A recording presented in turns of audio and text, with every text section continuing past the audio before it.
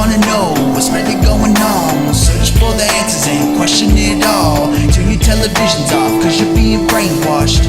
Brainwashed. Good morning, everybody. So in this video we're going to bring up the North Korea problem. Most of you guys that's been following my page, we've been following this a little bit closely. He went off and fired off one ICBM a few days ago, and he's been doing this for a long time. And for the longest time here in America, we've been calling for sanctions. Japan's been calling for security measures with the UN. And even South Korea has been trying to talk Kim Jong-un down from firing these missiles. And this last missile test that North Korea did, they're basically saying all bets are off the table. Japan was asking for a military response, and in fact America and South Korea over there in the Korean Peninsula, right on the border, they've been doing live military drills to show force, show might. Now, if you guys have been following this story, you guys probably already know this. I've seen this posted yesterday, and yesterday I took the day off. I decided to do the family thing, hang out with the kids and the wife. Well, the wife worked all day, but I hung out with the kids. I figured, this information's out there for anyone that really wanted to keep up with it. But anyways, this is stating that the ready-to-use force U.S. supersonic bombers, Japan and South Korea fighters fly over the Korean Peninsula.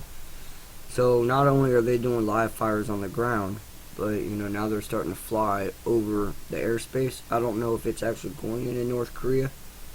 I can tell you right now, if these things are flying inside North Korea's territory, it's not going to be good. If Kim does anything, he's been making a lot of threats and a lot of promises, and when it comes to promises military wise, he's been trying to deliver on that. He's been saying that he's going to be testing ICBMs, and he has been actually in fact doing that.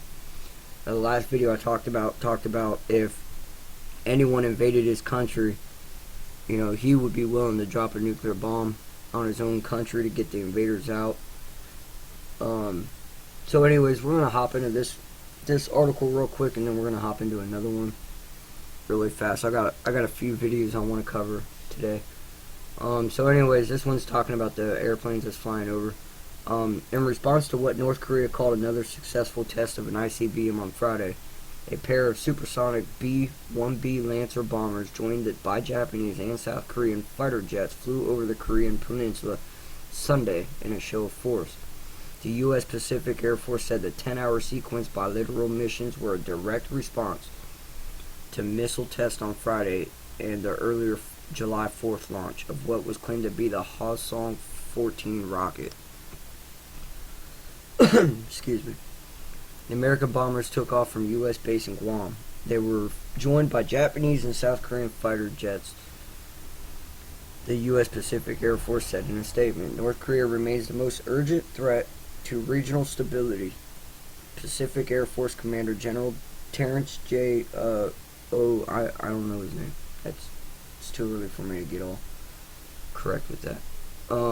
So anyways, this is basically showing that they are actually ramping up military presence in the area.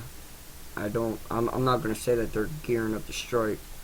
Like I said, that's the last thing that they want to do. They've been trying to get China to get in there to handle the situation. They gave South Korea time to handle the situation, and so far nothing's worked. And everyone's really starting to question who's all going to let this keep going on, and who's going to help if stuff really does go down.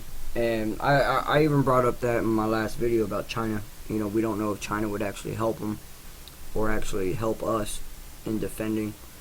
So anyways, this other article, Rex Tillerson of the United States, he's kind of blaming China and Russia.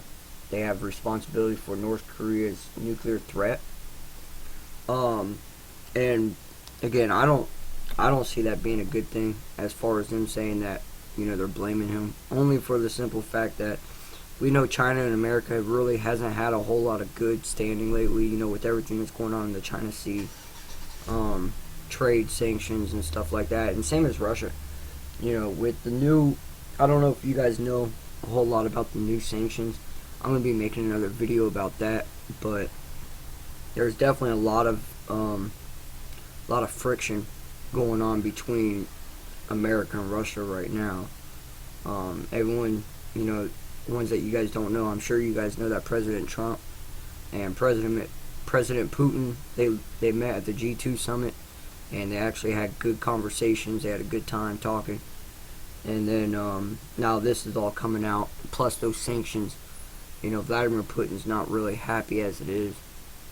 But again, like I said, I'll make another video about that. China and Russia have responsibility for North Korean nuclear threat, says the United States. So let's go ahead and hop into this real quick, and I'll give you guys an idea. The United States has accused China and Russia of bearing unique and special responsibility for North Korea's belligerent pursuit of nuclear weapons. North Korea conducted its second intercontinental ballistic missile test late on Friday in what was called a warning to the beast-like U.S. imperialists. It came less than a month after its first such experiment on July 4th. The test launch sent a grave warning to the U.S. that it would not go scot-free if it dares to provoke the North. So again, like I said, if we was to actually go in there, he's making promises. He's not making promises in this article to drop a nuclear bomb on his own people, but he's definitely talking about retaliating. If the Yankees bandish the nuclear stick on the land again, despite our repeated warnings, we will clearly teach them manners.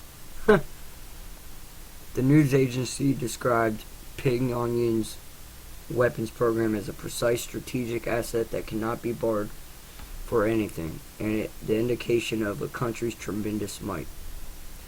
Alright, so right here, what I was saying, Rex Tillerson. The U.S. Secretary of State Rex Tillerson hit back on Saturday, describing North Korea's launch as a blatant violation of multiple UN Security Council resolutions.